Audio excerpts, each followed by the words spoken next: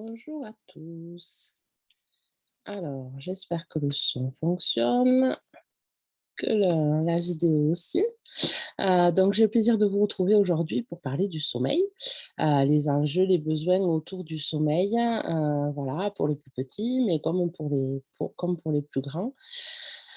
Alors, comme d'habitude, je vais vous laisser arriver un peu tranquillement, mais je rappelle le fonctionnement du webinaire. Donc, vous avez un petit onglet sur votre barre, en bas, pardon, à droite, où il y a marqué Q et R. C'est ce qui va vous permettre de poser des questions au fur et à mesure du webinaire. Donc, vous n'êtes pas obligé d'attendre la fin, hein. Dès que vous avez une question, vous pouvez l'inscrire.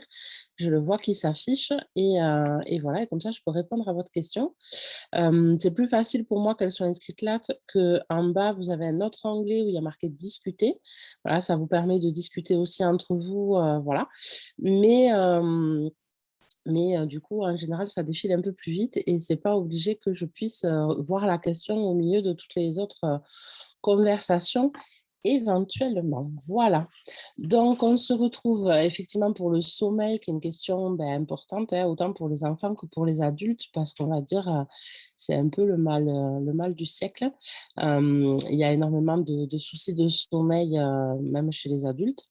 Voilà, mais on le retrouve particulièrement, chez les enfants et c'est vrai que je discutais avec une pédiatre récemment qui me disait que, effectivement, c'est de plus en plus compliqué pour les enfants d'aujourd'hui d'avoir, la quantité de sommeil dont ils ont besoin et souvent, c'est une difficulté, dans les familles que de coucher les enfants, en fait, hein, voilà. Donc on vient un petit peu aborder tout ça. Donc les premières choses que je voulais vous dire, c'est que effectivement, au niveau du sommeil, souvent on est très démunis, c'est comme l'alimentation. C'est 2 besoins fondamentaux, physiologiques, très importants et souvent c'est là qu'en tant que parent, on est hyper démunis devant notre enfant quand ça fonctionne pas. Alors, heureusement, il y en a pour qui ça fonctionne, hein, tant mieux. Voilà, mais quand ça fonctionne pas, quand il y a une période qui est difficile, où l'enfant va avoir du mal ou sur l'alimentation, sur le sommeil, c'est vraiment, là qu'on va entendre un peu de tout et de n'importe quoi. On va essayer 50 milliards de choses sans forcément y arriver. Voilà, donc c'est quelque chose qui est hyper sensible, au niveau de la parentalité que le sommeil. Je l'ai vécu moi aussi en tant que maman, hein. Je vous le dis, je n'ai pas été épargnée. Voilà et donc c'est vrai que c'est important de refaire un petit peu le clair de ce qui est vrai, de ce qui est faux, par rapport à ce sommeil-là, notamment par rapport aux siestes aussi. Voilà et la deuxième chose, c'est que c'est très important de commencer le plus tôt possible à accompagner l'enfant à repérer ses signes de fatigue, hein, puisque là on est sur le sommeil, à comprendre comment fonctionne son corps et ses besoins et à comprendre que c'est pas négociable. Et c'est aussi ce qui se passe pour l'adulte aujourd'hui, hein. C'est une petite diversion, enfin une digression, mais pas tellement finalement, puisqu'on est sur les enjeux, les besoins, quel que soit l'âge. Souvent quand on est adulte, on fait passer le sommeil après plein d'autres choses. Or, aujourd'hui, on a plein de gens qui souffrent de maladies chroniques, ou autres et tout, qui sont liées aussi en partie par le manque de sommeil, en fait, hein, qui va déstabiliser énormément de choses dans le corps. Et on ne s'écoute pas assez, nous. Et pour le coup, du coup, on n'est pas le bon exemple pour nos enfants non plus, puisque nous n'écoutons pas nos propres besoins, il n'y a aucune raison que l'enfant écoute les siens non plus.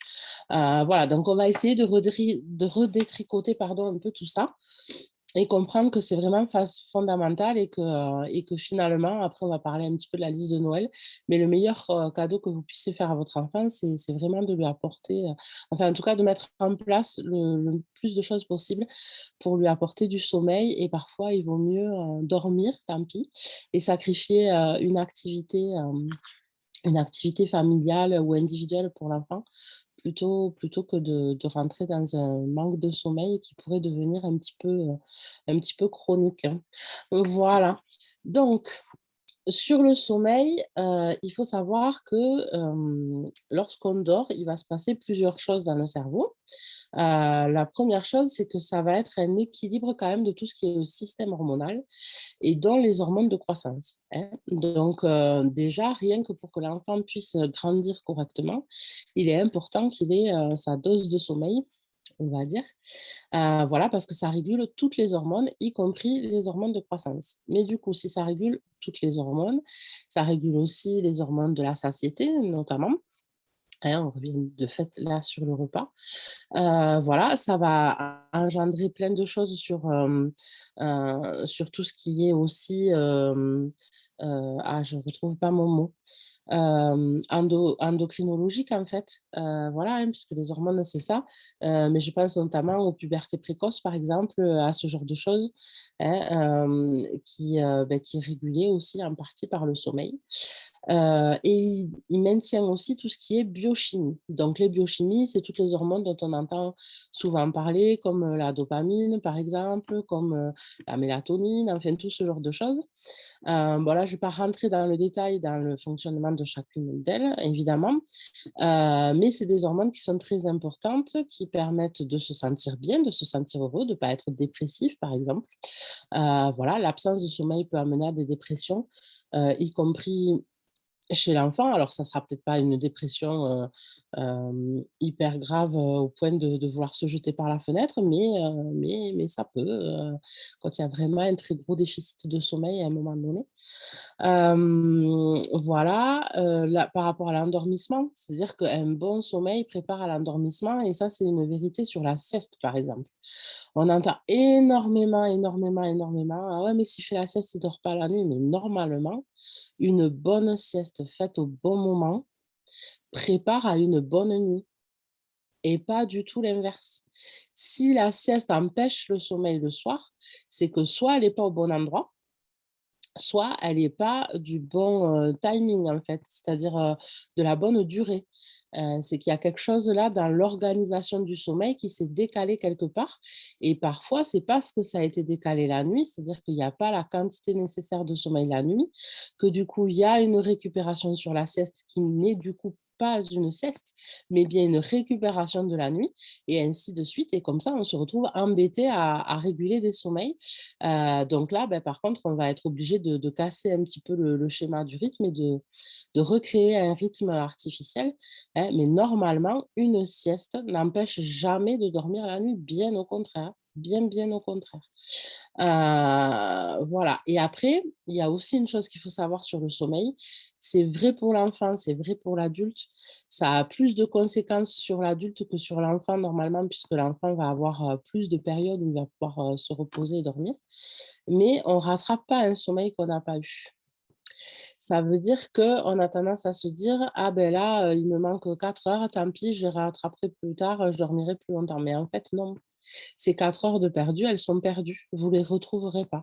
Alors certes, pouvoir avoir un peu plus de temps pour se reposer à un autre moment va aider sur la longueur à se sentir mieux, mais pour autant, ce qui aura manqué a manqué, hein. Ça se récupère pas, aussi facilement que ça.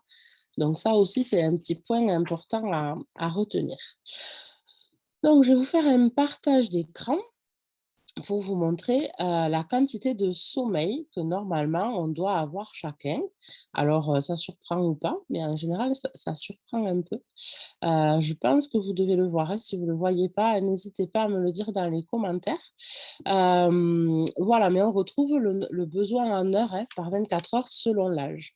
Donc vous voyez qu'un tout petit, hein, quand il naît, il est à 16-19 heures en plusieurs séquences. C'est pas trop surprenant, un nourrisson, en général, on dit: «Ça mange, ça dort», hein, pour résumer. Mais ça va être ça, il a besoin énormément de sommeil puisqu'il n'est pas encore mature complètement et que donc il finit sa croissance et on a bien dit, le sommeil permet l'équilibre de cette fameuse hormone de croissance. Quand on a un peu moins d'un an, il faut encore 12 à 15 heures de sommeil. Donc vous voyez, entre 12 et 15, il y a quand même 3 heures de différence. C'est les 3 heures qui s'expliquent, parce que physiologiquement, on n'a quand même pas tous besoin de la même chose. Souvent, on entend dire: «Il y a les gros dormeurs et les petits dormeurs». Voilà. Mais même un petit dormeur, il devrait avoir 12 heures environ de sommeil. Ça, c'est à moins d'1 an. Jusqu'à 2 ans, il va falloir avoir entre 11 et 14 heures. Vous voyez que ça bouge pas beaucoup. Et jusqu'à 5 ans, on est encore à 10 ou 13 heures de sommeil. Et c'est là où on voit qu'au fur et à mesure qu'ils grandissent, un enfant qui n'a plus la sieste à 5 ans, a parfois du mal à avoir une vraie nuit de 10 heures. et donc même si c'est un petit dormeur, rapidement il va manquer de sommeil, en tout cas être fragile par rapport à ce rythme-là, hein, dès qu'il va manquer 1 heure ou 2. Jusqu'à 13 ans, donc sur toute la partie primaire, on est encore de jusqu'à 9 à 11 heures de sommeil. Et là, on voit aussi quand on arrive à un bout, hein, que les grands, c'est compliqué d'aller les coucher aussi. Et que souvent, on est un peu moins vigilant aussi au temps de sommeil parce qu'il y a beaucoup de devoirs aussi. Enfin, il y a plein de choses, hein, qui expliquent aussi, ce manque de sommeil et quand même, c'est dommageable pour eux. Jusqu'à 17 ans, on est de 8 à 10 heures, voilà et nous, en tant qu'adultes, on devrait avoir de 7 à 8 heures, de 7 à 9 heures, pardon, de sommeil. Voilà, il y a que quand on vieillit vraiment, que parfois on peut avoir des nuits à 6 heures parce que, ben, notre corps est au ralenti, il fonctionne beaucoup moins bien et il a moins besoin entre guillemets de se reposer d'un travail qu'il ne fait plus, en fait. Voilà. Mais si on reste sur les petits, vous voyez que jusqu'à la fin de la maternelle, on est quand même au moins à 10 13 heures de sommeil, et sur le primaire, on est quand même à 10 heures, quoi, hein. Il leur faut ces 10 heures-là de sommeil et on sait bien comme c'est difficile parfois de les obtenir. Hem, voilà. Alors après, il faut prendre conscience qu'effectivement, en France, on n'est pas aidé. Parce que le rythme scolaire est très mal conçu pour un sommeil bénéfique de l'enfant. Je vous explique pourquoi. En fait, la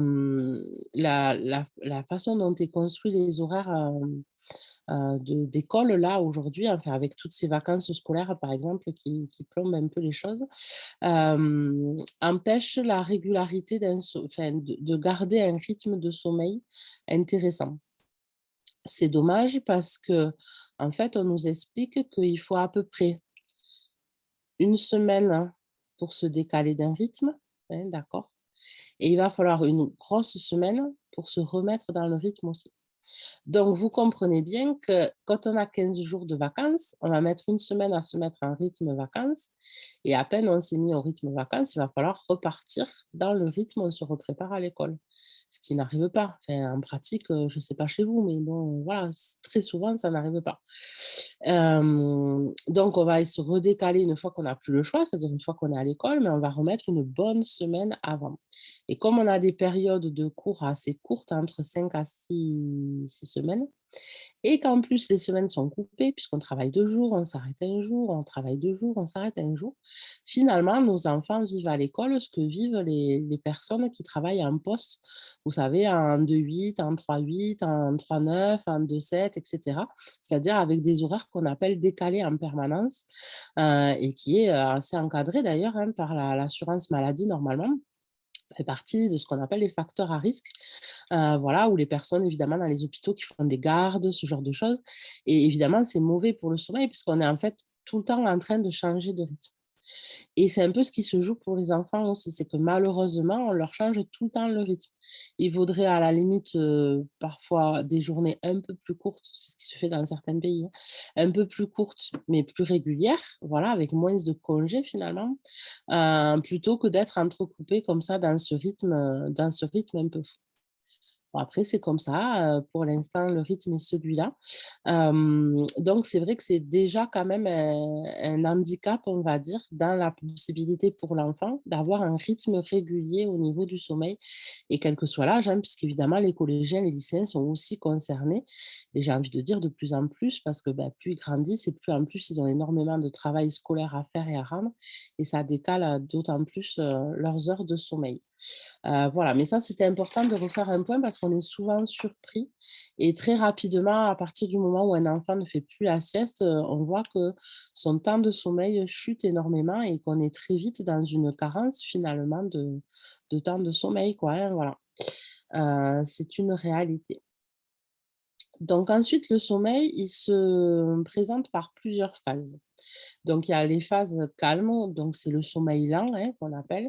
Voilà, et ça correspond à une activité cérébrale qui a diminué. Donc là, c'est le moment où le cerveau, du coup, va se reposer, lui. Hein, il va être en mode fonction vitale un peu. Voilà, et puis c'est tout, il ne va pas se passer grand-chose d'autre de plus. Donc ça va réparer plutôt le corps, finalement. Hein, ça permet vraiment d'avoir un corps au repos. Ensuite, il y a les phases d'activité cérébrale intense et c'est le fameux sommeil paradoxal. En fait, c'est des périodes où le cerveau, est aussi actif que pendant la journée. C'est-à-dire le corps est au repos, le corps lui, il continue de dormir, quoique ça dépend le type de sommeil qu'on a, puisqu'on peut aussi avoir énormément de mouvements, pendant ce sommeil-là paradoxal. Voilà, et en fait, c'est là où on rêve et c'est là où on s'aperçoit qu'il y a des mouvements oculaires rapides, par exemple, ce genre de choses. On rêve et c'est là où aussi on va mémoriser, en fait, tout ce qu'on a vu dans la journée. Donc parmi les enjeux, clairement, le sommeil est un facteur d'apprentissage scolaire. Un enfant qui a une déficience de sommeil, ça va se jouer sur ses apprentissages scolaires à un moment donné ou à un autre, quelles que soient ses capacités au départ, quoi. Voilà, donc ça, c'est très important, et notamment l'apnée du sommeil, qui est une pathologie qui entrave énormément les apprentissages scolaires et qui, quand elle est, trouvée et soignée, en fait, fait des miracles, hein. J'ai envie de vous dire, en termes de mémoire, c'est impressionnant. Et l'enfant récupère des capacités cognitives qu'il ne connaissait pas ou qu'il ne connaissait plus, selon, les raisons de cette apnée du sommeil.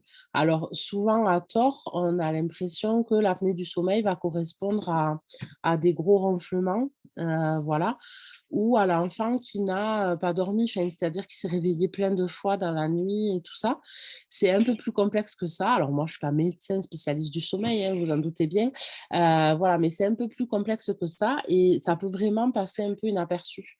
Les apnées du sommeil, ça peut être aussi pour des enfants qu'on considère des gros dormeurs, c'est-à-dire qu'ils dorment énormément, énormément, mais qui ont l'air d'être, tout le temps fatigués finalement, malgré tout. Alors ils ne se réveillent pas, mais pour autant, leur sommeil n'est pas de qualité parce qu'ils ont ces apnées-là, en fait, qui surviennent devant la nuit, qui surviennent durant la nuit, pardon, mais enfin voilà, on n'est pas à côté d'eux à dormir tout le temps, hein, évidemment, et donc ils passent un petit peu à la trappe, qu'on ne voit pas, en fait, qu'on n'entend pas et qu'on ne voit pas. Donc c'est un petit peu trompeur, voilà, c'est un petit peu trompeur. Alors je vous dis pas que tout le monde fait de l'apnée du sommeil dès qu'on a du mal à dormir, c'est pas ça, mais on n'y pense pas forcément. Et les médecins, pas forcément non plus, puisque, quand même, ils voient votre enfant, dans le contexte d'une, consultation en cabinet, hein. Donc c'est aussi à nous de leur amener parfois certains éléments et de leur dire: «Ben, voilà, on m'a parlé de ça, est-ce que vous pensez que? Quels sont les symptômes?» et cetera et voir si ça se match effectivement avec la difficulté, du moment éventuellement, quoi. Voilà. Donc pour vous donner une idée de comment ça s'enchaîne, ce sommeil lent et ce sommeil paradoxal, il faut savoir que du coup, le sommeil d'un tout petit ne fonctionne pas du tout comme, notre sommeil à nous. Donc là, on le voit bien sur cette image, hein, en fait, les nouveau-nés vont avoir des périodes de cycle. En fait, c'est ce qu'on appelle les cycles, hein, assez courts. Donc il y a l'endormissement, on est directement sur un sommeil agité, donc ce fameux sommeil paradoxal, en fait, et après on est sur le sommeil, calme et on est sur un cycle qui dure à peu près 50 minutes et on est exactement à l'inverse, en fait, du fonctionnement, d'un adulte puisque nous, on va être d'abord dans un sommeil calme lent plutôt, hein, et après on va arriver dans du sommeil, paradoxal. C'est pour ça qu'il est très important, alors, c'est important tout le temps, mais c'est important particulièrement pour un tout petit puisqu'il va au fur et à mesure changer de rythme, de ne pas le réveiller. Parce qu'en fait, le réveil, en cours d'un cycle est mauvais dans tous les cas. Voilà, mais il va être plus dommageable sur du sommeil paradoxal que sur du sommeil lent. Or, vous ne savez pas trop comment ça va tomber pour l'enfant au vu de l'enchaînement de ces rythmes-là. Le cycle de 50 minutes est une moyenne, des tout petits qui ont des cycles de 30 minutes et ainsi de suite. Là, on arrive à les repérer un petit peu parce que, c'est les moments où on va voir s'ils enchaînent ou pas ces fameux cycles. Et un enfant, surtout un nouveau-né, hein, est pas obligé d'enchaîner forcément tous les cycles et donc en fait, toutes les 30 minutes, 1 heure, il va se réveiller. C'est normal, il a fini son cycle et il va avoir du mal à renchaîner sur un autre cycle. Donc il va avoir une période d'éveil un petit peu avant de rembrayer sur un temps de sommeil. Sur le nourrisson, alors le nourrisson, on va dire, on va être sur quelque chose, à peu près 9 mois par là, hein, de 9 mois jusque vers 2 ans en gros, hein. On va être sur de l'endormissement, on va commencer à avoir ce sommeil vraiment qui est dit paradoxal, hein. Au début, on le dit que agité, là, on est sur du vrai sommeil paradoxal. Et après, on va être sur du sommeil lent et du sommeil lent plus profond encore, en fin de sieste. Et là, on est sur des cycles d'à peu près 70 minutes. Ça dépend, il y en a, ça va aller jusqu'à 90, voilà. Et puis ça va changer aussi, en fonction, de l'enfant qui grandit, hein. Voilà. Donc là, quand il vient de s'endormir, s'il se réveille pas, bon, on est sur du sommeil paradoxal. Après, on est sur du sommeil lent et sur du sommeil lent profond. Donc là, c'est vraiment le moment où le cerveau se repose, hein. Il est plus du tout en activité et au vu du nombre d'informations qu'il traite, tout petit, hein, par rapport à ce qu'on traite nous, il faut s'imaginer que les enfants jusque vers, 5 ans, entre 5 et 6 ans, avec le fameux esprit absorbant, hein, cette plasticité cérébrale et tout ça, avant qu'ils fassent ce qu'on appelle l'élagage synaptique, ils traitent environ, bien 10 fois plus d'informations que nous adultes. Hem, voilà, donc c'est hyper fatigant. Il faut absolument que leur cerveau puisse, se reposer et donc le réveiller en fin d'un cycle, va avoir des incidences sur ça. En fait, son cerveau ne va pas enfin, n'aura pas pu se reposer et et prendre un peu d'énergie. Donc le grand enfant, ça va être à peu près vers 2 3 ans. Hein, voilà et ça va durer, jusqu'à à peu près, 5-6 ans, en gros. Et puis après ça va durer, c'est-à-dire, en fait, on va avoir la même forme, pour les adultes, par exemple, ou pour des enfants encore plus grands. Simplement, c'est la durée des cycles, hein, qui va s'allonger au fur et à mesure. Mais donc là, on va être sur du sommeil léger, après du sommeil lent très léger, pardon, du sommeil lent léger, du sommeil lent profond, puis du sommeil lent très profond et enfin, on va arriver au sommeil paradoxal en bout de course. Donc selon l'âge à laquelle on va réveiller un enfant en fin de cycle, on va soit empêcher le cerveau de se reposer, voilà, soit dans le cas d'enfants plus grands, on va empêcher le cerveau, en fait, de faire le traitement d'informations de la journée et donc ça va avoir une incidence très importante sur la mémorisation, notamment, de toutes les informations qu'il aura traitées et ce qu'il va en garder. Donc à partir du moment où on va réveiller l'enfant à ce moment-là, et ben, on va, couper le travail du cerveau au niveau des apprentissages de la mémorisation, pardon. Donc vous voyez que l'un comme l'autre cas, n'est pas tellement, sympathique, voilà. Alors, ce qui est embêtant, c'est évidemment la régularité. Un enfant à qui très ponctuellement on n'a pas le choix que de le réveiller, ça va avoir une incidence sur la journée en cours, mais ça va pas avoir une incidence à long terme.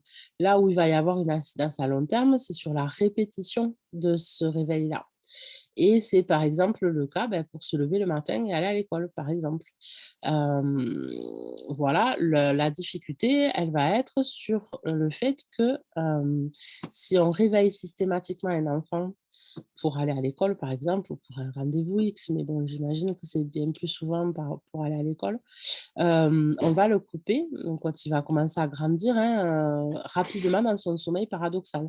Donc ce qui va l'empêcher de mémoriser ce qu'il aura appris, du coup, à l'école la veille, hein. Donc c'est un peu le serpent qui se mord la queue et dans les rythmes de sommeil, souvent, c'est ça qu'il faut prendre en compte. En fait, un bon temps de sommeil, c'est celui qui va faire qu'on va se réveiller naturellement, spontanément, tout seul à la bonne heure. Voilà et bien plus que l'heure à laquelle on va se coucher. Ce qu'il faut retenir pour avoir, un bon sommeil, c'est d'avoir la possibilité de se réveiller naturellement. Et ça suppose des tests parce qu'on est un peu tous différents du coup là-dessus. Hem voilà et même les enfants. Alors là, je vous prends le cas particulier de mon fils, par exemple, hein, voilà. Alors j'ai 2 enfants qui ont 2 façons de dormir complètement différentes, qui avaient des rythmes complètement différents aussi. Voilà, donc c'est bien la preuve, hein, que, qu'on ne peut pas savoir à l'avance. Hem, alors en fait, la période d'endormissement, heu, était très compliquée et très longue. Et ce qui fait qu'en fait, c'était impossible pour lui de s'endormir avant 10 heures le soir, quoi. C'est-à-dire, il est couché à 8 heures, hein, bien sûr, 8 heures, 8 heures et demie. Mais par contre, le sommeil, lui, ne venait qu'aux alentours de 10 heures. Mais malgré ça, le matin, quand il fallait se lever alors à l'époque, il fallait qu'il se lève aux alentours de 6h30, 7 heures. Et ben du coup, il se réveillait tout seul. C'est-à-dire qu'en fait, on n'avait pas besoin de le lever le matin, quoi. Alors bien sûr, l'après-midi, il faisait une bonne sieste, quoi. Il dormait au moins 2 ou 3 heures de sieste. Donc on s'est demandé à un moment donné si effectivement c'est pas parce qu'il faisait cette grosse sieste que du coup ça l'empêchait de se coucher tôt, en fait. Et donc on a essayé de détricoter un petit peu ça. Et puis, finalement ça a fait un carnage parce que, bah, il manquait de récupération l'après-midi et ça a décalé absolument pas l'heure à laquelle il s'endormait le soir. Il continuait à s'endormir aux alentours de 9h30, 10 heures, quoi, voilà. Mais par contre, ce que ça avait changé, c'est que du coup, il se réveillait plus naturellement à 6h30 le matin quand il fallait se lever pour aller à l'école. Donc au bout d'un moment, on a fait nos tests de parents, hein, évidemment et puis on a laissé tomber et on s'est dit: «Ben non, ben son rythme à lui, c'est ça donc bah, il s'endort à 10 heures». Alors on n'a pas lâché le fait que par contre chez nous, c'était à 8 heures, 8h30 grand maximum, c'est dans le lit au calme, d'accord? Mais par contre, ben il s'endormait, il était 10 heures, il s'endormait, il était 10 heures, mais le matin quand il se réveillait, il était bien, quoi. Il avait fait sa nuit, il se réveillait tout seul, on n'avait pas besoin de le réveiller, il y avait pas de souci pour prendre le petit déj et cetera, voilà. Donc le curseur, ça va être vraiment ce réveil, c'est-à-dire à avoir la possibilité de se réveiller naturellement à une fin de cycle. Voilà, ça c'est important et s'il y a une astuce à retenir sur le sommeil, ça va être ça. Parce qu'on dit plein de choses. On dit: ben il faut le coucher plus tôt, il faut le coucher plus tard, il faut décaler les siestes, les machins et cetera. Mais en fait, le sommeil, même pour les adultes, fonctionne comme ça et des fois, un quart d'heure de plus ou de moins va permettre de se réveiller, au bon moment. C'est-à-dire, des fois, de décaler le sommeil simplement d'un quart d'heure ou une demi heure le soir, va permettre de tomber en fin de cycle le matin. Voilà, alors qu'un quart d'heure plus tard, voilà, beh, vous allez tomber en plein milieu d'un nouveau cycle et là, le réveil sera difficile. Hein, d'accord? Donc des fois, il n'est pas entamé depuis très longtemps ce nouveau cycle, hein, mais voilà, il est entamé et donc là, bah, du coup, le cerveau est pas opérationnel, enfin, il est coupé en tout cas dans ce qu'il était en train de faire, comme travail à ce moment-là. Soit son travail de repos vraiment, soit son travail d'activité et de mémorisation, de stockage. Voilà, donc ça, c'est des petits tests à faire. Voilà, vous faites des essais. L'idéal, c'est vraiment que l'enfant puisse se réveiller naturellement. Et des fois, on pense toujours à plus tard, mais on ne pense pas à plus tôt. Et des fois, il suffit de se réveiller 10 minutes, un quart d'heure plus tôt que ce qu'on pensait. Et tant pis, il vaut mieux être réveillé plus tôt, mais être bien quand on se réveille et avoir le temps, du coup, de faire tout ce qu'on a à faire pour se préparer, plutôt que de traîner à la dernière minute et d'être fatigué, fatigué, à plus s'en sortir, quoi. Voilà, donc ça fait partie des petites astuces, voilà, à retenir, voilà et des fois, bah, ça va être, coucher un peu plus tôt aussi, voilà, un quart d'heure près, ça peut être ça ou un quart d'heure plus tard aussi parce que c'est le moment où le sommeil vient vraiment et on ne se sera pas énervé, d'être obligé à dormir. Voilà, donc vraiment les choses à retenir, on réveille pas un enfant qui dort, en tout cas pas de manière systématique, hein, voilà et si on tombe sur quelque chose de systématique pour une raison donnée et ben, on va essayer de creuser comment on peut décaler l'endormissement, le réveil pour tomber sur une fin de cycle, voilà, parce que c'est très important. Oui, je vous le rappelle, on l'a dit au début, il y a quand même un travail de biochimie derrière hyper important, un travail hormonal qui en va de la santé, physiologique aussi de l'enfant, bien au-delà de sa santé psychique, quoi, et voilà. Donc ça, c'est très, très important. Je réitère, une sieste de qualité n'empêche pas de dormir la nuit, hein, voilà. Ça n'empêche pas de faire une bonne nuit. Ce qu'il faut trouver, c'est le bon curseur entre, les organisations d'adultes qu'on a évidemment et la possibilité de donner la possibilité, pardon, qui est donnée à l'enfant de dormir selon ses besoins à lui, hein, voilà, donc ça, c'est hyper important. Ensuite, comment ça se passe quand on a un enfant qui a sommeil, mais qui n'a pas mangé? Ça va être l'heure de passer à table, mais voilà. S'il faut choisir entre le repas et le sommeil, il faut toujours privilégier le sommeil. C'est vrai même pour les adultes, c'est vrai pour les ados, c'est vrai pour tout le monde. On est en plus pas a priori quand même, dans une situation de malnutrition, hein, pour vos enfants, voilà. Donc sauf pathologie, hein, si, vous avez un enfant qui a une vraie pathologie, d'anorexie ou un vrai souci, d'alimentation qui n'arrive pas à assimiler les nutriments et tout ça et qui a besoin de repas hyper réguliers parce que très nutritifs et cetera, évidemment, vous prenez les conseils de votre médecin, hein, voilà. Mais sur quelque chose de général, hors pathologie, privilégiez toujours le sommeil par rapport au repas. S'il saute un repas, c'est pas grave. Par contre, s'il saute du sommeil, ça, c'est plus embêtant, hein, voilà. Parce qu'on va dire que sur le repas, même si ça amène du carburant au corps, le corps a quand même un peu de réserve en carburant et les repas reviennent suffisamment régulièrement, hein, dans la vie de l'enfant pour que ça n'entraîne pas, ce soit pas dommageable, en fait, sur la longueur. Par contre, le sommeil, oui. Le sommeil très rapidement, si on a manqué 2 ou 3 fois, un sommeil dont on avait besoin, on va être très, très vite déstabilisé, voilà, au niveau, physique et psychique. Donc toujours privilégier le sommeil plutôt que le repas. Après pareil, si vous vous apercevez qu'en permanence, au moment d'aller à table, il s'endort, il y a peut-être quelque chose à revoir là dans l'organisation, de manière à lui permettre de manger avant que ce soit le moment où il ait sommeil. Mais il vaut mieux décaler l'heure du repas que décaler l'heure du sommeil. D'accord? Voilà. Les rituels et les habitudes de sommeil vont rassurer l'enfant s'ils sont construits en fonction de ses besoins physiologiques. Ça veut dire, on vous dit très souvent, enfin en tout cas vous avez dû en entendre parler, hein, que l'idéal pour qu'un enfant s'endorme bien, c'est d'avoir des rituels et toujours les mêmes. Ces rituels, il faut qu'ils soient calqués sur les besoins physiologiques de l'enfant. Si vous imposez des rituels, hein, artificiels parce que vous avez décidé qu'à 12:30, il faut qu'il soit au lit pour un tout petit ou pour un plus grand, qu'à 8 heures le soir, il dorme. Ces rituels, ils vont servir uniquement à décaler des besoins physiologiques et l'enfant, il va être perdu dans ses repères. Par contre, si c'est son besoin d'être au lit, je sais pas moi, à 20:30, tous les rituels qui vont amener à cet endormissement à 20:30 vont avoir, l'effet de préparer au sommeil, d'accord? De rassurer l'enfant au niveau affectif pour qu'il puisse s'endormir sereinement, pardon, tout simplement. Hein, voilà.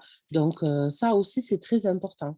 Oui au rituel, à condition qu'il soit calqué sur le rythme de l'enfant. C'est-à-dire, on ne va pas créer, un rituel artificiel, sauf s'il y a un besoin particulier à un moment donné, hein. C'est-à-dire, tout à l'heure, il y a vraiment eu un gros décalage. On sent que l'enfant, il est perdu, là, il dort plus jamais quand il a besoin, enfin, ça va pas du tout. Là, on va repartir sur quelque chose d'un peu arbitraire parce qu'on va essayer de remettre en place des choses qui n'existent plus. Mais sinon, il faut d'abord observer de quoi a besoin l'enfant, quand est-ce qu'il s'endort naturellement, quand est-ce qu'il se, réveille naturellement. Voilà, donc ça demande du temps, hein. Il faut avoir suffisamment de temps à la maison, on va dire, calme, sans activité de prévu et tout ça qui va un peu perturber, ce qui pourrait se faire normalement. Pour pouvoir savoir, voilà, je remarque que c'est vraiment vers cette heure-ci qu'il est fatigué et qu'il aurait besoin d'être au lit. Je vois que c'est vers cette heure-ci qu'il faut qu'il se réveille pour être bien après pour passer sa journée. Donc je vais calquer mes rituels comme ça et mon organisation aussi familiale là-dessus. Alors je sais que c'est pas toujours facile parce que forcément dans les vies qu'on a, on passe toute la journée au travail, beaucoup, on ne se voit pas beaucoup. On tient assez souvent à faire les repas tous ensemble parce que c'est un côté convivial et cetera. Voilà, mais voilà, on n'a pas le même rythme en tant qu'adulte par rapport à un enfant et nos enfants entre eux n'ont pas le même rythme, le même besoin. Donc je vous disais, moi, mes 2 fils, ils avaient des façons de s'endormir très différentes. Donc autant j'en avais un, ben voilà, qui s'endormait jamais avant 10 heures, et qu'on devait vraiment artificiellement accompagner à être au lit à 8 heures, à 8h30. Autant l'autre, quasiment à 8h15, il dormait, quoi. Vraiment et puis il en avait besoin, puis si on le décalait, ça n'allait pas du tout. Par contre, le matin, à 6 heures du mat, il était debout, quoi. Voilà. Alors que l'autre, il dormait, jusqu'à 9 heures, hein, en dehors de l'école. C'est-à-dire qu'à part l'heure où il avait besoin de se lever pour l'école, où là, c'était naturel, il était capable de renchaîner un cycle le week-end qui faisait qu'il dormait jusqu'à 9 heures. Donc ça, c'est des adaptations qu'il faut prendre en compte. Quand on est une famille et qu'on vit ensemble, on doit respecter, en tout cas, c'est les valeurs que nous on transmet, hein, on doit respecter les besoins de chacun, les besoins de l'adulte comme ceux des enfants. Donc, si chacun de vos enfants a des besoins différents, et ben, vous devez de les conserver le plus possible, hein, voilà et de vous calquer sur le rythme de chacun d'eux et de dire: «Ben, voilà, untel, lui, il a sommeil, donc maintenant, lui, il faut qu'il aille au lit. Toi, tu as le droit de rester un peu plus longtemps. Ben, à l'inverse, toi, le matin, tu te réveilles plus tôt, et donc, ben, du coup, tu peux faire ça avec nous et puis, ben, lui, il continue de dormir», voilà et moi, en tant qu'adulte, j'ai besoin de ce temps de repos aussi et donc c'est un moment où si toi, tu n'en as pas besoin, tu vas être sur des activités autonomes qui ne vont pas déranger mon besoin à moi d'adulte de me reposer. Et c'est comme ça que ça va se travailler et c'est important de le travailler comme ça aussi parce que les enfants sont quand même naturellement empathiques et enclins à comprendre tout ça. Donc même tout petit, même à 2 ans, on se dit: «Mais il comprend rien». Mais si, un enfant, si vous lui dites: «Tu vois, là, tu as besoin de ça et moi, je suis garant de ton besoin et moi, en tant qu'adulte, j'ai besoin de ça et je dois veiller à obtenir ce dont j'ai besoin», bah, l'enfant, il va collaborer avec vous, sans souci si c'est des choses que vous avez l'habitude de faire, de mettre en place. Mais il faut bien le poser comme ça, quoi. Et du coup, être l'exemple aussi, si vous, vous ne répondez jamais à vos besoins, ça va être compliqué pour l'enfant d'accepter de répondre aux siens si ça «l'arrange pas» entre guillemets, hein et souvent le soir, ce qui se joue aussi, c'est l'envie d'être ensemble donc hein, pour l'adulte, mais aussi pour l'enfant et l'enfant va avoir tendance à refuser d'aller se coucher parce qu'il sait qu'il y a un des parents qui va arriver ou des choses comme ça et donc là, c'est en reparler et passer, des contrats avec lui, quoi. En disant: «Mais là, tu vois, tel jour de la semaine, c'est pas possible que tu m'attendes. Donc moi, ça me fera très plaisir quand je rentre que tu sois déjà en train de te reposer parce que ça te fait du bien. Mais je te promets» et là, il faut tenir sa promesse, «qu'à tel moment, on va passer du temps ensemble vraiment que tous les 2 et il faut tenir parole». Alors la première fois, il va peut-être tester pour être sûr que vous teniez parole justement. Mais après s'il est habitué à ce que, vous fassiez ce que vous dites, normalement il y aura pas de souci, hein. Il sera en capacité de le comprendre. Donc ça, c'est des choses à mettre en place et je vous dis assez tôt. Vraiment vers 18 mois, 2 ans, vous pouvez déjà être dans ce genre de discours avec votre enfant sans souci. Bien sûr, les explications vont être plus simples quand même plus grand.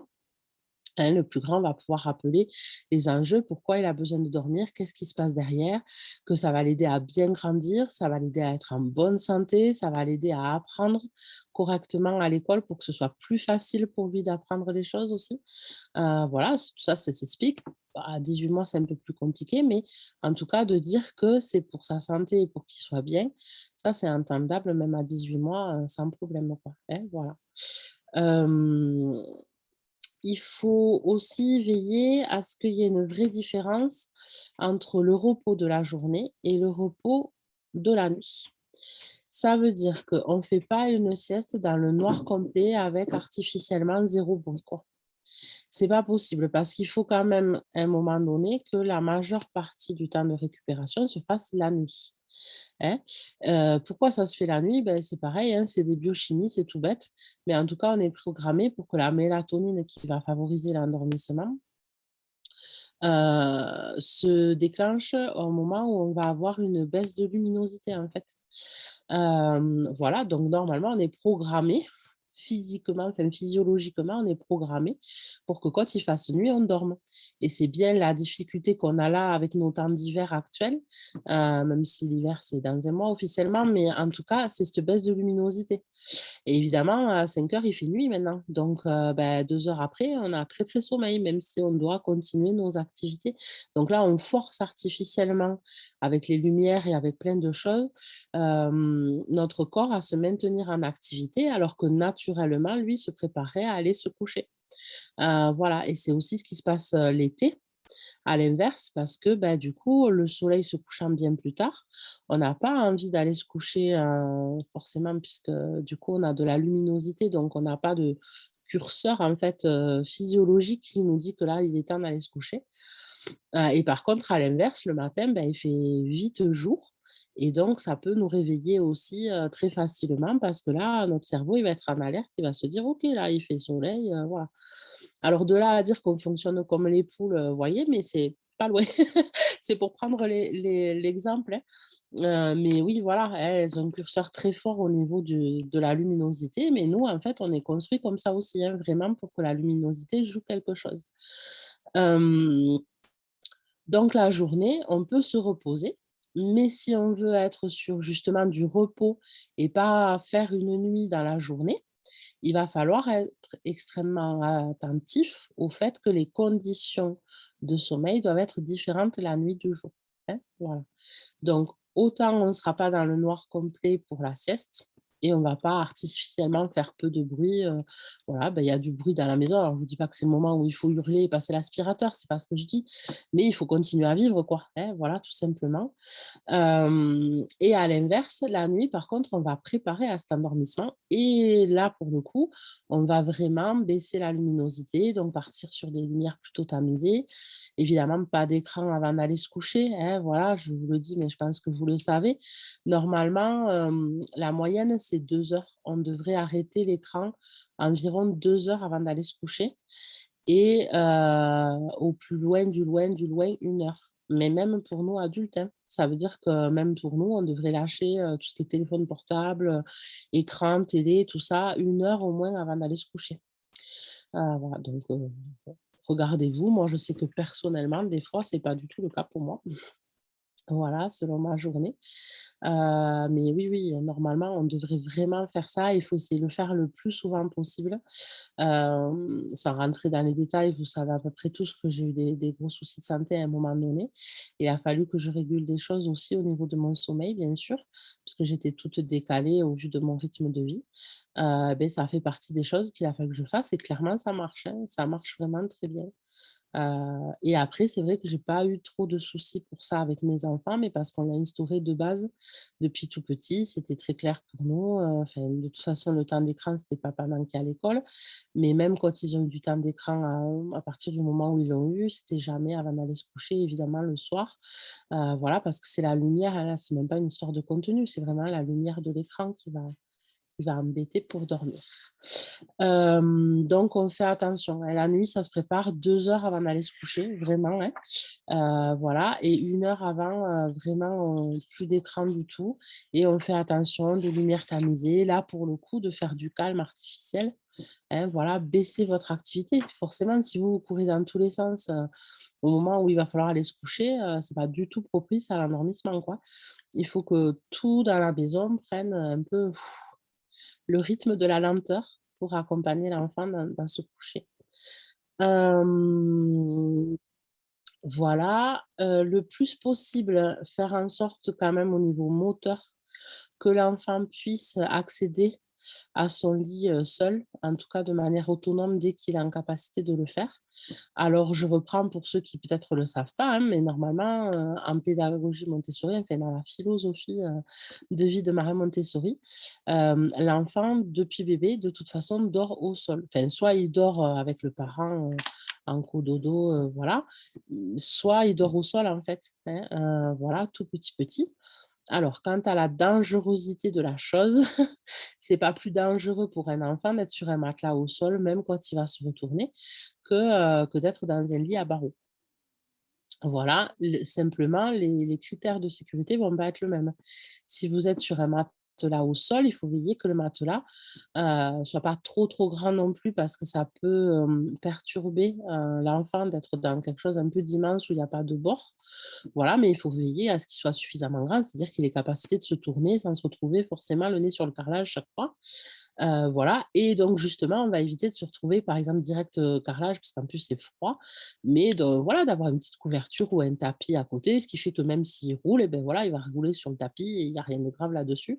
Le risque du lit à barreaux, bien sûr, c'est à partir du moment où ils sont capables de se mettre debout. Très rapidement, ils sont capables d'enjamber, en fait et beh, voilà et là, tomber du lit à barreaux est bien plus dangereux quand même que de rouler d'un matelas au sol.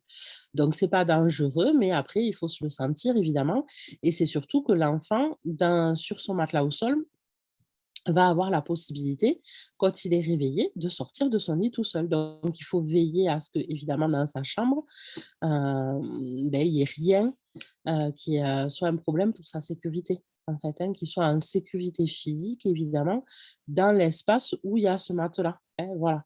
Donc ça, c'est hyper important évidemment.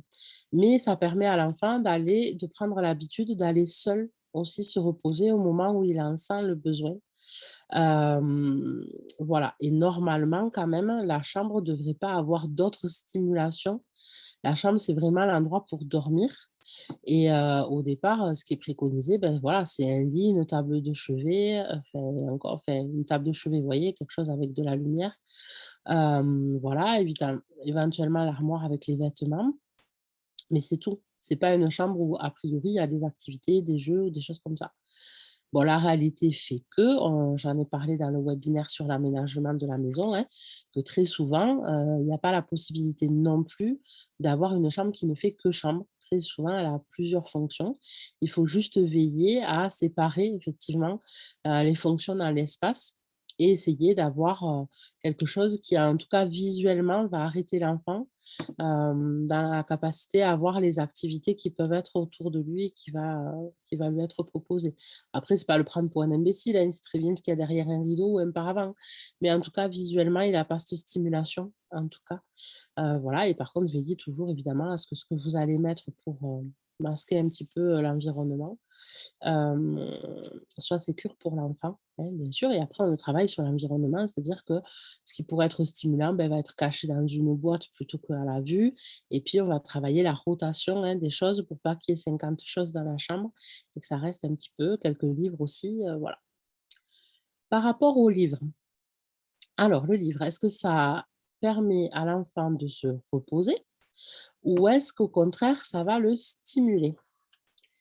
Eh beh, ça dépend de comment on va utiliser le livre, figurez-vous. C'est un peu compliqué. En fait, on a l'idée du livre qui va être quelque chose qui va, calmer l'enfant et reposer. Là-dessus, on est d'accord, c'est plutôt une activité évidemment calme. Si l'activité n'est pas évidemment de jeter les livres partout, de marcher, d'en faire des cabanes ou je ne sais trop quoi, hein. Il faut que le livre soit à sa place, c'est un livre, point. Raconter une histoire à un enfant, racontez-nous, hein, une histoire à l'enfant, quel que soit l'âge, va être facteur de repos.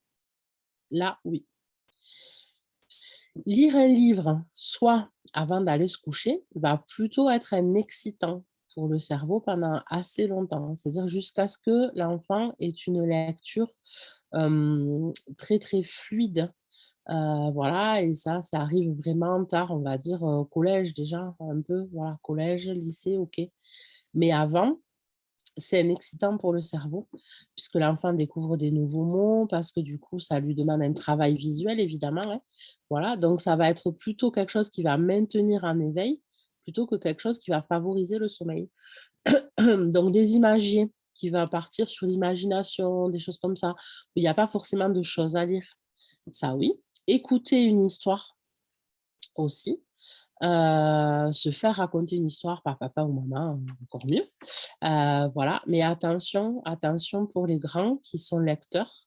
Lire, ça demande un effort au cerveau dans tous les cas, même pour un enfant qui lit bien, hein, même pour un enfant qui lit bien. Donc, voilà, faites attention, c'est pas forcément quelque chose qui va aider à dormir. Donc, souvent, ceux qui aiment lire ont envie de lire avant d'aller se coucher.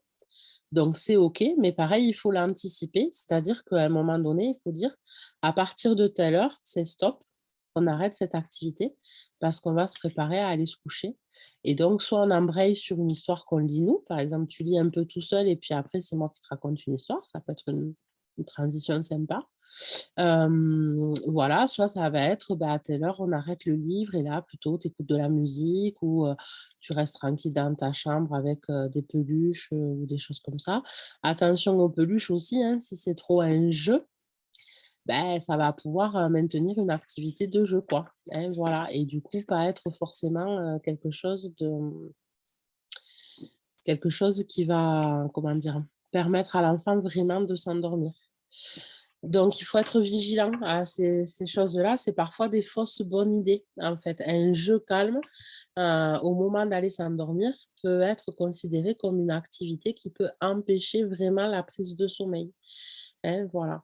Donc dans les rituels, il faut être vigilant et là, c'est pareil, chaque enfant est différent. Donc à vous, vous connaissez bien vos enfants normalement. Si vous les observez un peu, vous allez trouver qu'est-ce qui va passer impeccable et d'autres pas. Et c'est la limite, en fait, finalement, de tous les conseils qu'on peut trouver. Et c'est pour ça qu'on est vulnérable en tant que parent sur le sommeil, c'est qu'on entend de tout. Et ce qui marche pour l'un ne marche pas forcément pour l'autre, quoi. Voilà. Donc il faut être, humble en tant que parent quand on propose son expérience, en disant: «Voilà, moi je te dis ce que j'ai vécu et comment j'ai fait et peut-être ça peut t'aider à trouver une idée pour le tien, mais c'est pas parce que ça a marché pour le vôtre que ça marchera pour le suivant».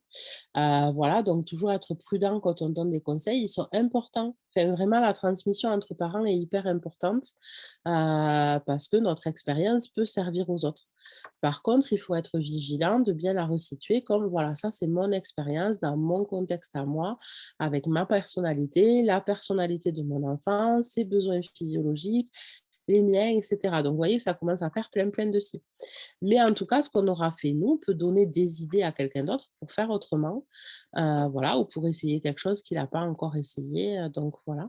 Mais après, ne vous prenez pas la tête, n'allez pas trop regarder: «Ah ouais, mais regarde, c'est parfait, à telle heure il est au lit, il dort, c'est nickel et tout». Ben oui, peut-être sur le sommeil, c'est parfait et puis bon, ça l'est pas pour d'autres choses, hein. C'est une évidence, enfin, je veux dire, les enfants ne sont pas parfaits. Donc il y en a pour qui le sommeil, ça ne sera pas un souci, mais il y aura autre chose qui sera entre guillemets «une problématique» pour lui, hein, voilà, donc ne vous en faites pas, il y a pas de problème là-dessus. Ce qu'il y a, c'est que le sommeil est sensible parce qu'il a des incidences sur l'enfant, mais il a aussi des incidences pour nous. Évidemment que quand on se retrouve avec un enfant qui a des difficultés de sommeil, qui dort pas la nuit, même grand, pour qui c'est très compliqué, beh, ça va jouer sur notre propre sommeil à nous et notre propre fatigue aussi. Hein, et donc là, plus personne a ses propres besoins, qui sont comblés, en fait et on devient dans des situations compliquées où on va s'énerver, s'agacer, d'un côté comme de l'autre. Hein, voilà, donc attention, si c'est le cas, parce qu'on traverse tous des périodes difficiles, essayez quand vous pouvez d'avoir des relais, quoi. Prendre du temps pour que vous, vous puissiez répondre à votre besoin de sommeil et un besoin de sommeil, on est bien d'accord, pas à faire autre chose. Hem, Veillez à ça, de manière à ce que vous, vous soyez, opérationnel pour continuer à accompagner votre enfant, lui, dans ce qu'il a besoin, quoi. Hein, voilà, ça, c'est important aussi, forcément. Il y a autre chose que je voulais aborder avec vous, c'est, la fausse impression, d'activité. On se dit: «Ah mais non, mais là, clairement, il va pas s'endormir, il saute partout», beh, justement, s'il saute partout, c'est qu'il a certainement sommeil. Voilà, ça va être la façon vous allez avoir des enfants qui vont, pardon, surtout s'ils sont déréglés, à vous donner l'impression qu'ils pètent la forme, en fait et c'est faux, c'est faux. C'est une réponse, physiologique, en fait, pour se maintenir éveillé. C'est-à-dire là, je peux pas dormir, donc ben, je me force, donc vraiment, je remue dans tous les sens, je parle beaucoup, je m'active, je m'active, je m'active pour, ne pas dormir, en fait. Donc il faut trouver d'où ça vient. Soit c'est parce qu'on a, raté l'heure du sommeil et du coup, l'enfant, il est épuisé et il va répondre à ça comme ça.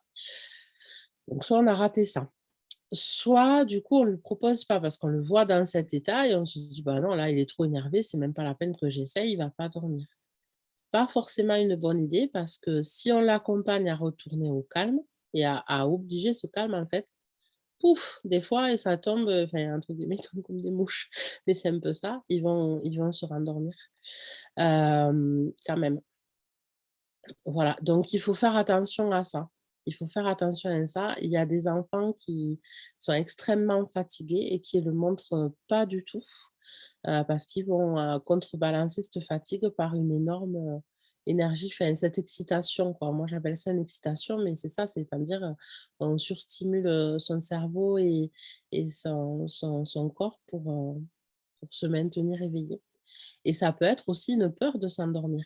Il y a des enfants qui vont avoir peur de s'endormir, pour qui c'est pas un moment très rassurant ou très, voilà, et ils vont retarder l'endormissement de cette façon-là et après ils vont s'endormir d'épuisement, c'est-à-dire souvent on a le truc en face de se dire: «Ben voilà, il s'endort, il est 23 heures parce qu'il s'endort d'épuisement quoi. Il en peut plus et donc pouf, d'un coup il tombe quoi». Et là, c'est le corps qui lâche en fait à un moment donné. Bon ça, c'est pas quelque chose à maintenir dans le temps. Si votre enfant arrive à un moment donné où il s'endort d'épuisement comme ça, c'est qu'il y a quelque chose à revoir là par rapport au sommeil. C'est, voilà, il n'a pas son compte au niveau du sommeil et il faut trouver une solution, voilà.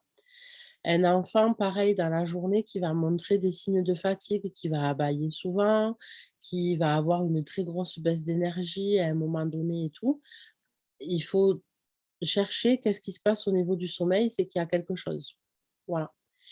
Et après, il y a quelque chose qui est chouette pour les enfants qui ont tendance à s'exciter comme ça et tout ça, c'est de partir sur ce qu'on appelle les micro-siestes, qui sont bénéfiques pour les adultes, mais qui sont aussi bénéfiques pour les enfants, hein. Donc ça va être de faire des toutes petites, alors siestes, des temps de repos au moins, où vraiment on ferme les yeux, on se pose, on est à l'écoute de son corps, de son environnement.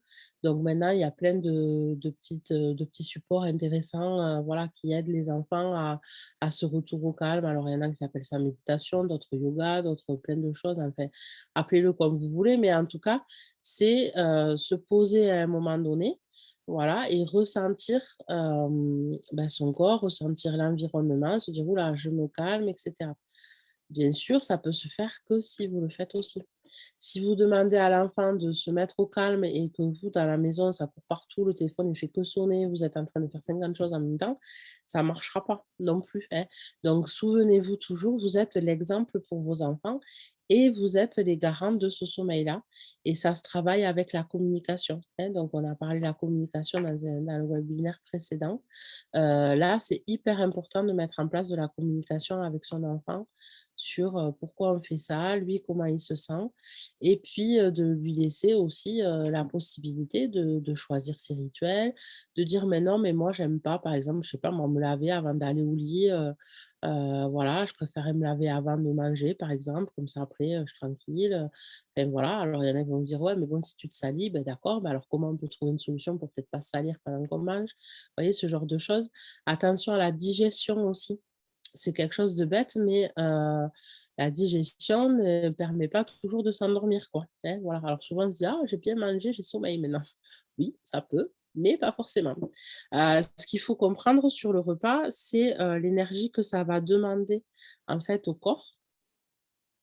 C'est qu'à partir du moment où on vient de finir de manger, pendant 1 à 2 heures, le corps va concentrer son énergie à la digestion. Ça va être sa priorité, en fait. Donc il va utiliser beaucoup d'énergie à ça. Évidemment, comme il utilise beaucoup d'énergie, si vous en reste peu, il va avoir tendance à vous faire dormir. Comme ça, au moins, il peut se concentrer sur la digestion. Mais c'est pas obligatoire et d'un et de 2, c'est pas forcément, du bon sommeil. C'est-à-dire qu'à ce moment-là, le corps, lui, il se repose pas parce qu'il est sur la digestion. Donc on va dire, c'est du temps de sommeil qui va pas compter dans le temps de récupération. Ça, c'est la première chose et en fait, la deuxième chose, c'est que du coup, cette énergie qu'on va utiliser, à la digestion va faire, monter artificiellement «la température» entre guillemets du corps. C'est-à-dire que Vous savez certainement comment ça marche, mais voilà, quand on brûle de l'énergie, évidemment, ça va faire, chauffer un petit peu le corps. Alors on n'aura pas de fièvre évidemment, hein, c'est transparent parce qu'après on se régule, mais en tout cas, voilà, ça fait augmenter forcément un peu la température. Alors que quand on va se coucher, ce dont on a besoin, c'est de se refroidir. En fait, pour pouvoir être au repos, on a la température corporelle qui va baisser un petit peu normalement pour aller se coucher. C'est pour ça que même une fièvre légère avant d'aller s'endormir le soir peut complètement empêcher un enfant de trouver le sommeil. Parce que on est programmé en fait pour avoir cette baisse de température, voilà. Donc le bain chaud, par exemple, avant d'aller se coucher, n'est pas toujours une bonne idée. Soit ça va permettre de faire cette redescente d'activité. L'eau va calmer l'enfant et la température de l'eau ne va pas influer sur sa capacité à faire redescendre sa température par ailleurs pour s'endormir.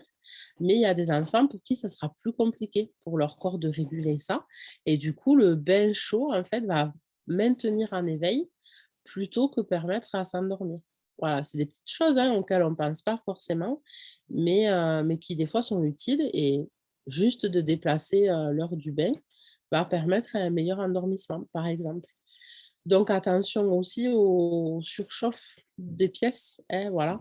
Voilà, la température idéale pour une chambre, c'est vraiment, 16-17 pour dormir, pas plus, hein. Pas plus. Après, voilà, normalement, on a son pyjama, on a comment ça s'appelle? Sa couette, tout ça, enfin, voilà, donc normalement, après, dans le lit, on n'a pas froid, mais il faut pas une pièce trop chaude. Si vous avez 20 plus dans la chambre, ben, ça favorise pas l'endormissement non plus. Voilà, hein, donc oui, 17, c'est pas mal.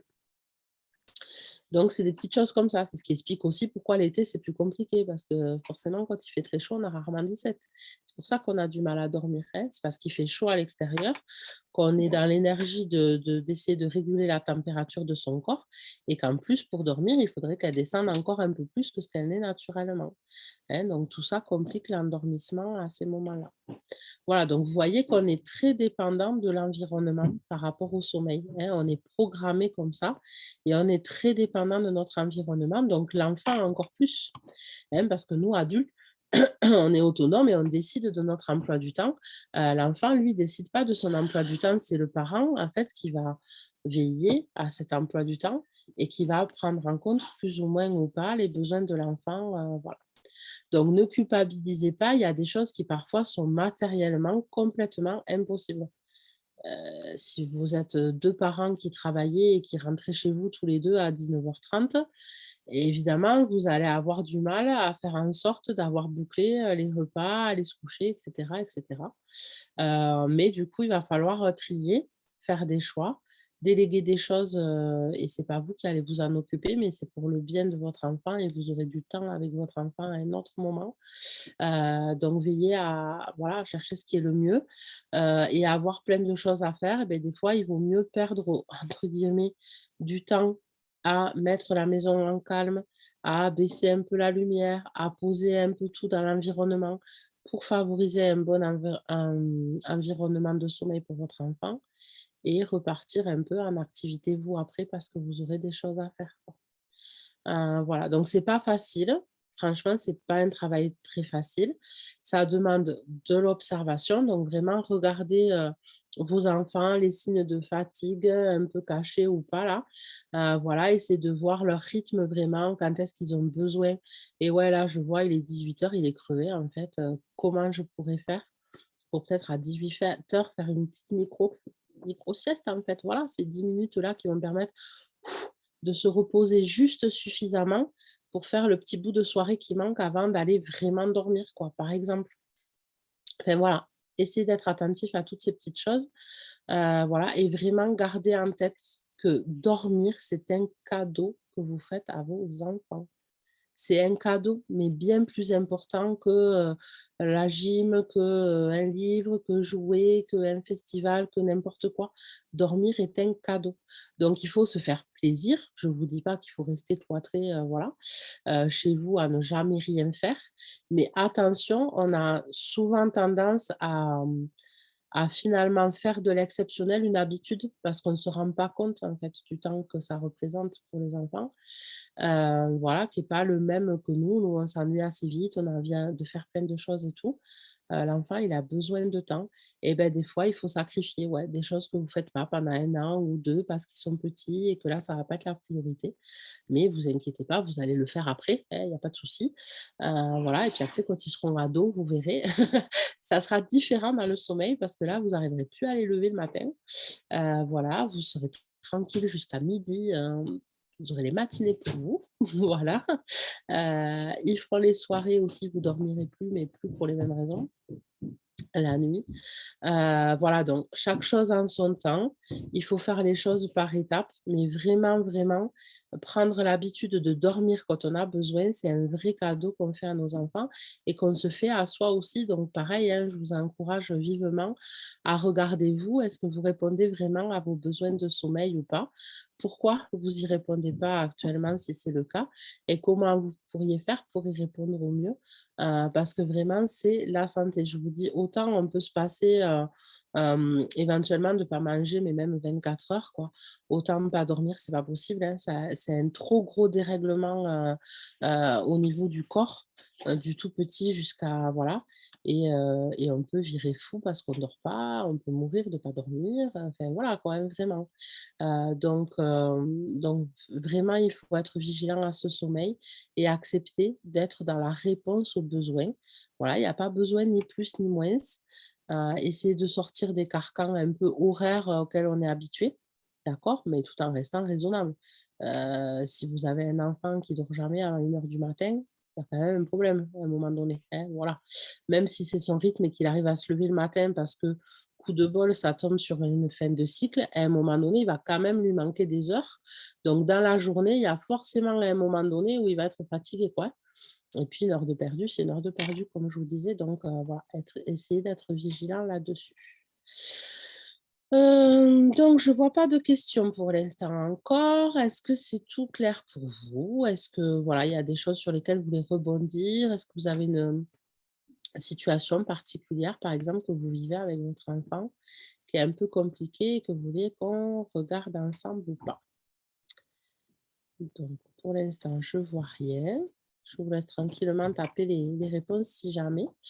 Donc après, vous le savez, hein, pas de souci, que ceux qui vous regarderont le replay, si vous avez des questions, vous pouvez m'envoyer un mail, je me ferai un plaisir de vous répondre. Donc vous aviez un petit bonus, sur ce webinaire-là, qui était par rapport, ben, à Noël et aux cadeaux de Noël parce qu'on y arrive. C'est vrai que c'est une saison un peu particulière, dans laquelle on va rentrer là. On est en hiver, hein, donc bah, c'est ce que j'ai dit au niveau du sommeil, il y a des choses qui se jouent. Donc normalement, on est programmé pour avoir un peu plus besoin de dormir à cette saison qu'à d'autres. Voilà, ce qui est pas forcément compatible avec les réveillons, hein, qui demandent de veiller évidemment.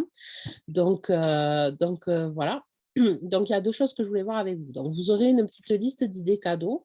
J'ai essayé de ne pas rentrer forcément dans, des marques, dans un jeu plutôt qu'un autre et cetera, mais plus vous donner des idées de choses, alors que vous avez peut-être pensé, hein, enfin je pense que dans la majorité des cas, c'est des choses un petit peu, peut-être classiques et basiques auxquelles vous avez pensé. Après c'est au niveau des âges auxquels on peut le faire, peut-être que vous n'avez pas, enfin voilà, que vous aviez besoin un peu de repères. Il y a quelques photos de matériel, qui est sympa que je vous ai mis. Mais voilà, l'idée, c'est pas d'être enfermé dans un jeu particulier, c'est vraiment d'avoir des petites idées, de petits repères, de choses qu'on peut faire.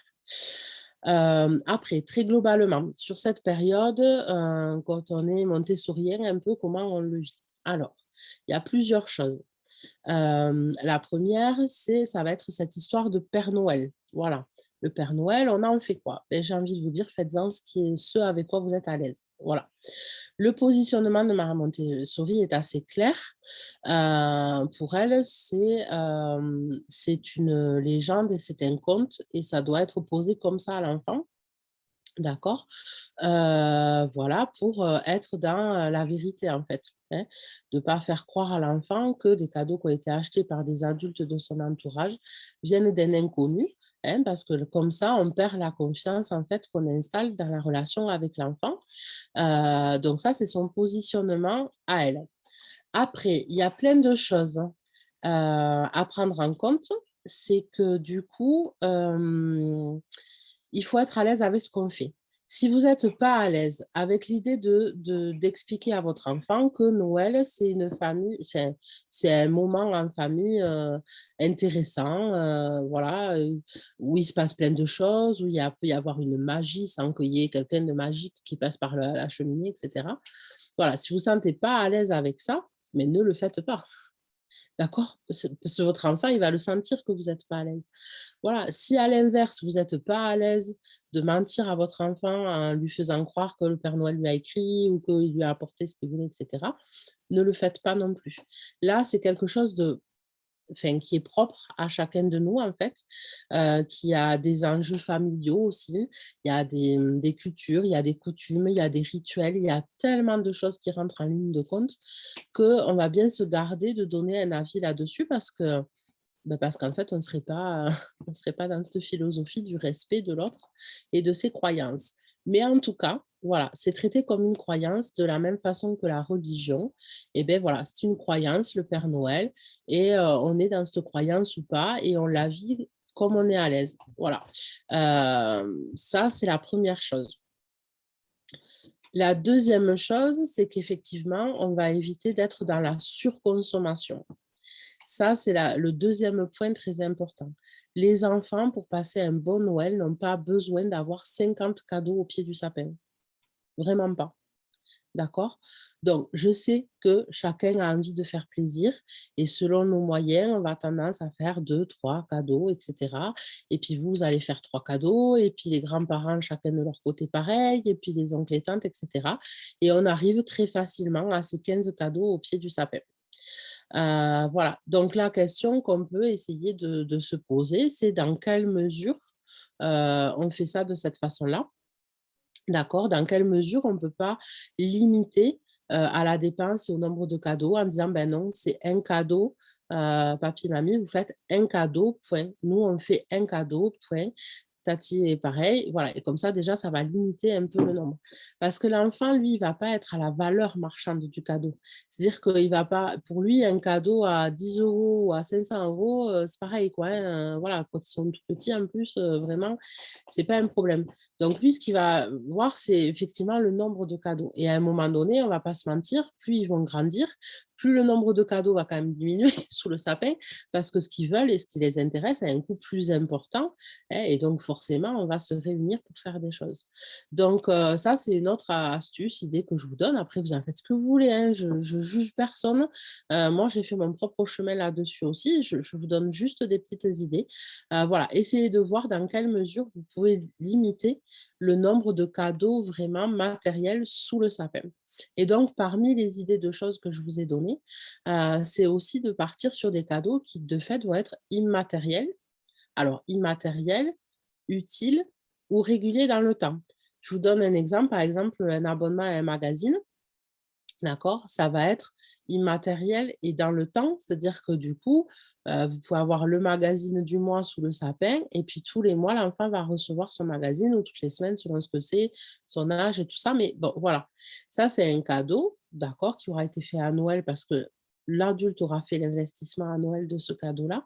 Mais l'enfant, lui, c'est quelque chose qui va revenir régulièrement et qui va peut-être pas forcément associer à Noël. Mais c'est pas grave, on s'en fiche. L'important, c'est de répondre à un besoin, de lui faire plaisir aussi sur des choses. Peut y avoir aussi la solution de faire une cagnotte. C'est-à-dire de dire, ben voilà, qui veut mettre combien, qu'est-ce qu'on peut acheter, voilà, essayer de s'organiser. Dire, ben voilà, on pourrait lui acheter ça, ça, ça pour maintenant. Voilà, mais après il va grandir, du coup, on aimerait l'amener à tel spectacle, par exemple, ou on aimerait faire telle chose et là, ben, on crédite de l'argent et hop, après ça va être des petites choses qui vont arriver un peu comme ça dans l'année, voilà.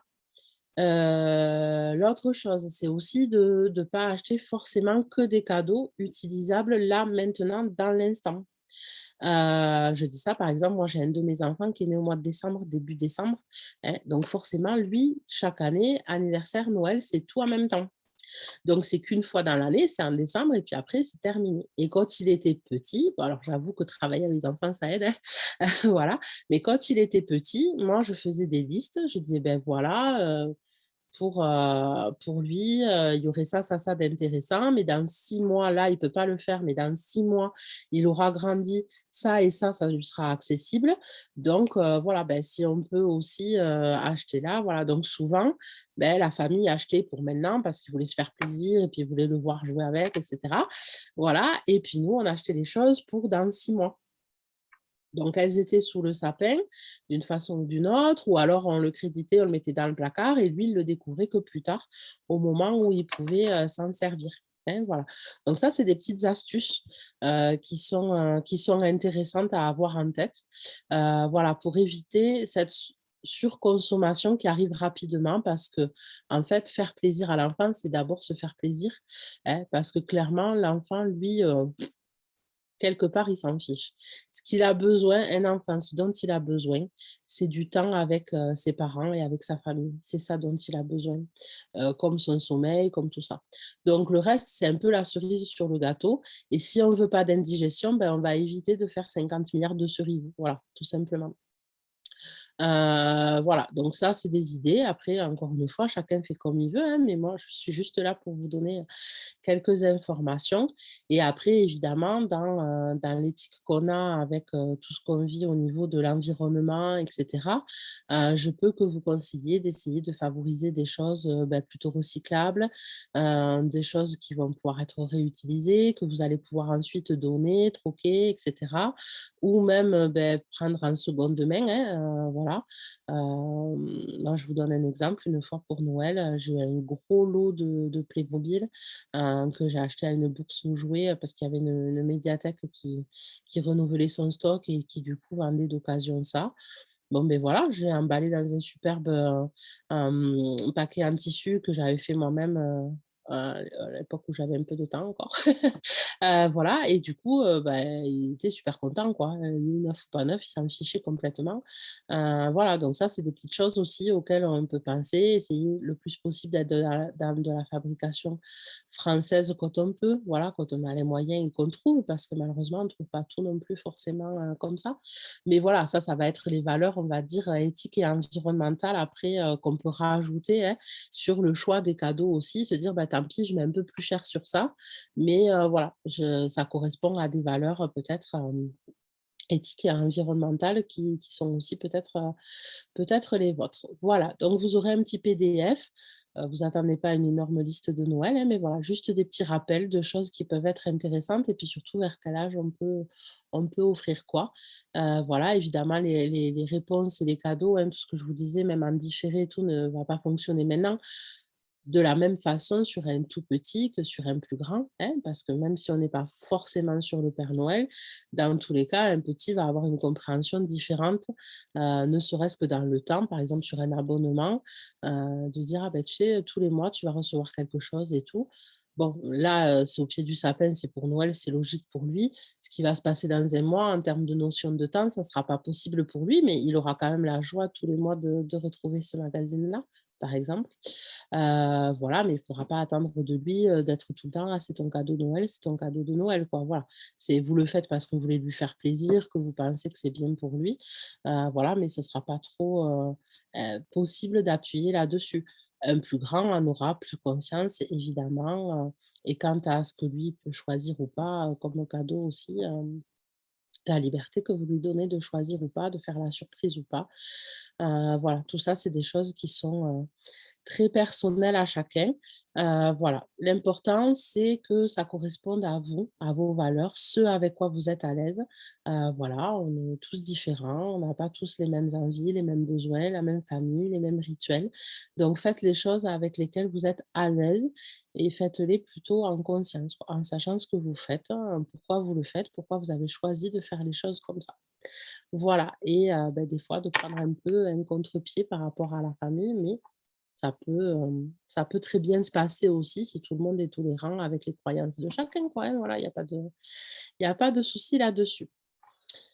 Le temps que je vous parle de ça, beh, pas de questions de plus sur le sommeil, voilà, donc beh, on va pouvoir, clore, rapidement ce webinaire. Vous rappeler, puisqu'on est sur le sommeil, que clairement, le sommeil, va être, d'importance pour passer ces fêtes correctement. Donc, profitez bien, soyez en famille. Forcément, il va y avoir, des dérèglements à des moments donnés, mais, voilà, veillez à ce que, les repas exceptionnels, restent, en nombre limité quand même sur la période pour, favoriser quand même le repos autant pour vous que pour eux, à cette période un petit peu particulière. Voilà. Je vous retrouve, du coup, j'allais dire l'année prochaine. Alors je vérifie, tiens, dans mon agenda, excusez-moi, pour être sûre de ne pas vous dire de bêtises. Je ne savais plus si j'en avais mis un quand même au mois de décembre ou pas. Je vais le vérifier. Non, hein, c'est ce qui me semblait. Ah si, si, si, il y en a un.